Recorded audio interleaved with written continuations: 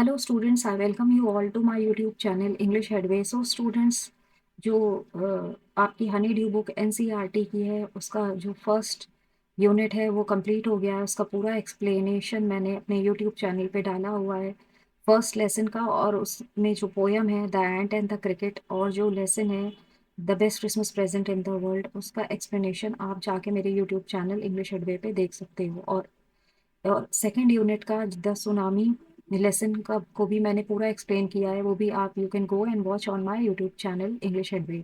और उसकी जो पोयम है सेकेंड यूनिट की ज्योग्राफी लेसन, वो भी मेरे यूट्यूब चैनल पे है। You can watch that as well.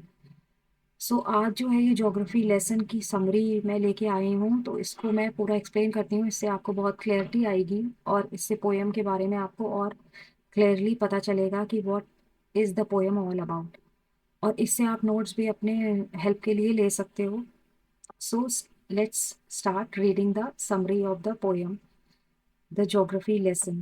The poem geography lesson is written by the Pakistani American poet Zulfikar Ghose. जो पोयम है ज्योग्राफी लेसन, वो लिखी है पाकिस्तानी अमेरिकन पोएट जुल्फिकर घोष ने। In this poem the poet was on the plane when he gave his point of view of what all he saw down from that height and the thoughts that came to his mind. अब जो poet हैं, अ, जो इस poem के poet हैं, वो plane में थे।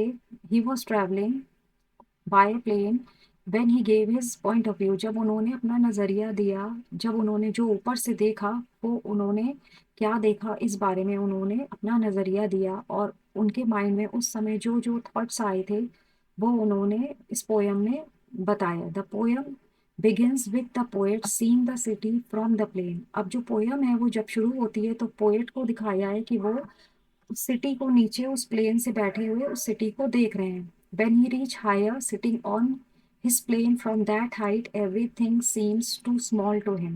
जब वो ऊपर पहुंचे, उस प्लेन पे बैठे हुए, तो उन्होंने ऊपर से देखा कि वो जो हर चीज है नीचे, वो बहुत ही छोटी दिख रही थी। He can see the full city properly, और वो पूरी सिटी को बहुत ही अच्छे से देख सकते थे उस हाइट से। The poet says that when he sees the city from the plane he finds that the cities are not well planned. और जब उन्होंने ऊपर से देखा, जब पोएट ने ऊपर से देखा, जो पोएट कहते हैं कि उन्होंने जब प्लेन से देखा तो उनको लगा कि वो जो सिटीज हैं वो बहुत ही वेल प्लान नहीं है, वो अच्छे से नहीं बनी हुई हैं। He mentions how unavoidable it was to notice how unplanned and out of style the city looked when he was on the ground. और वो इस बात से इनकार नहीं कर सकते हैं, ये अनअवॉइडेबल है, इट्स इनएविटेबल।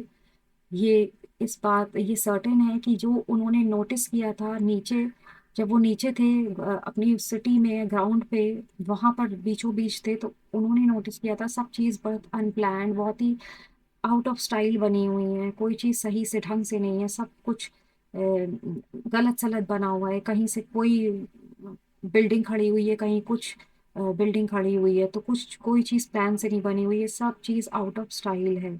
तो वही जब वो ऊपर गए तो वो वहां से भी उनको वैसे ही दिख रहा था, और वो इस बात से इसको अवॉइड नहीं कर सकते हैं।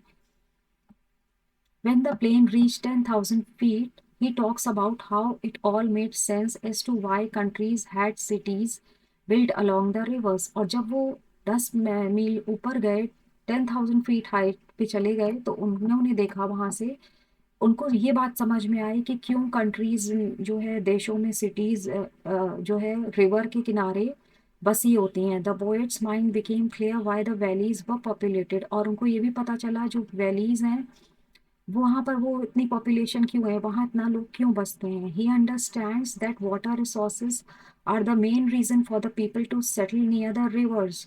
और उनको ये बात पता चली कि पानी की वजह से लोग वहां पर पानी के पास, जो रिवर होता है उसके पास इसलिए पॉपुलेशन होती है क्योंकि पानी मतलब बहुत ही ज्यादा इम्पोर्टेंट है लोगों के लिए सरवाइव करने के लिए।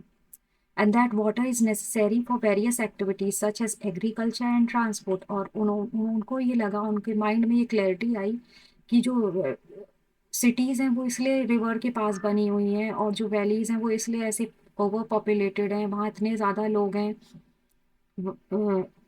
क्योंकि वहां पर पानी है। और पानी जो है हर चीज में काम आता है। पानी की बहुत इंपॉर्टेंस है। It is a vital, water is a vital thing. तो वो जो है पानी की वजह से वो वहाँ पर बसते हैं जहाँ पर रिवर्स हो, जहाँ पर आसपास पानी हो, ताकि उनको फार्मिंग में, अपने बिजनेस में, एग्रीकल्चर सब चीज़ में उनको हेल्प हो।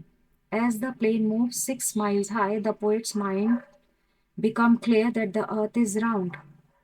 और जब जो प्लेन है वो 6 miles हाई ऊपर गया, जो पोएट का माइंड है बिकम्स क्लियर, जो पोएट का माइंड है वो क्लियर हो गया that the earth is round, कि अर्थ जो है राउंड है, and it has more sea than land.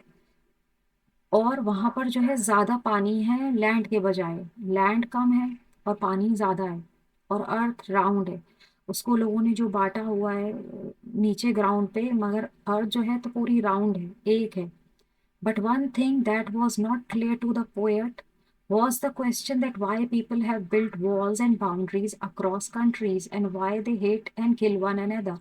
But ये सब चीज़ें तो क्लियर हो गई थी पोएट को, बट एक चीज़ जब वो ऊपर से देखते थे उस हाइट से, तो उनको ये चीज़ क्लियर नहीं हुई थी कि लोगों ने क्यों दीवारें बनाई हुई हैं, बाउंड्रीज क्यों बनाई हुई हैं कंट्रीज में, और वाई वो एक दूसरे से इतना हेट क्यों करते हैं, नफरत क्यों करते हैं, और एक दूसरे को मारते हैं क्यों। It was easy for the poet to understand the logic of geography from that height. However, it was very difficult for him to understand why humans hate one another. उनके लिए ये तो बहुत ही आसान था जानना, अंडरस्टैंड करना, जो जोग्राफी का लॉजिक था कि लैंड और जो वाटर है वो इंसानों को क्यों अट्रैक्ट करता है। उस हाइट से उन्होंने ये तो ज्योग्राफी का लॉजिक समझ में उनको आ गया, बट उनको ये बात नहीं समझ में आई कि ह्यूमंस जो है वो क्यों एक दूसरे से नफरत करते हैं। द पोएट, वो poet ends the poem thinking such thoughts which were still not clear to the poet.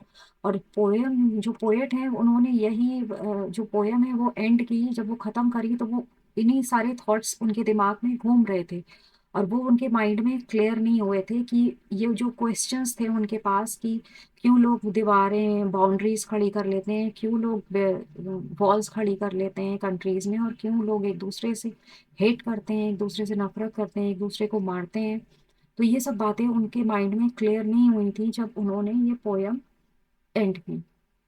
So, students, this was the summary of the poem Geography lesson. I hope आपको आपने अंडरस्टैंड किया होगा, आपको समझ आया होगा, and I hope you like it.